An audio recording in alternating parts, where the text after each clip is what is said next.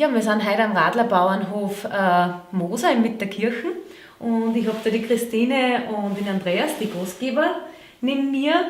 Und mich würde jetzt interessieren, wie es ihr quasi auf die Moosproduktion gekommen seid, auch auf die Vermietung und was euch am Betrieb auszeichnet.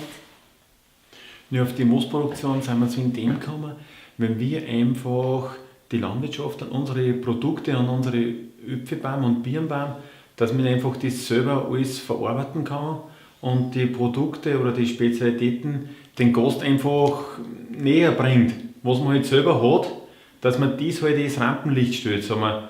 Und bei uns ist das halt wirklich so, wir befinden uns eben da jetzt im Verkaufs- und Präsentationsraum und da kann man halt unsere Produkte, was wir selber machen, eben gut präsentieren von dem her.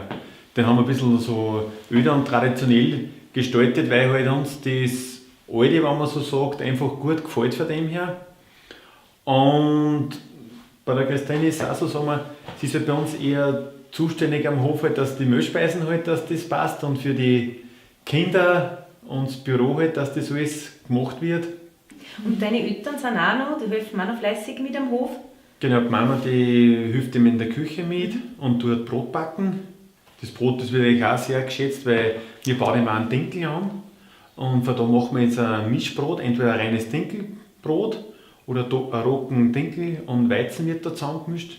Das wird eben bei uns verarbeitet.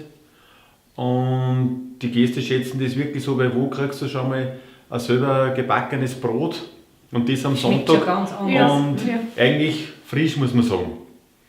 Und bei der Fleischverarbeitung ist es eigentlich genauso, wir kaufen zwar das Fleisch zu, aber das wird dann bei uns am Hof alles selber verarbeitet. Also wir kriegen da das Gustino Markenschwein, das ist in unserer Region und das kriegen wir, das wird dann selber verarbeitet, gesöcht, Speck, das Braal wird dann eigentlich bei uns alles da selber gemacht.